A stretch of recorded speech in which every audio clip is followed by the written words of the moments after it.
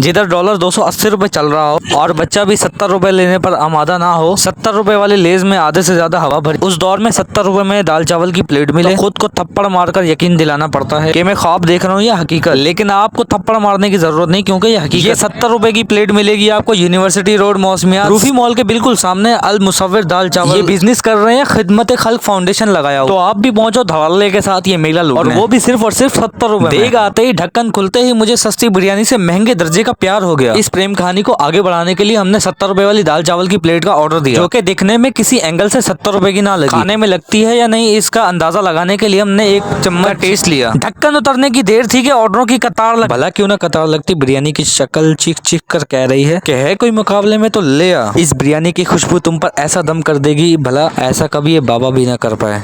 खुशबू से अगर तुम बच भी जाओ तो यहाँ सरासर पिघल जाओगे। अच्छा, मजे के दाल चावल जायकेदार।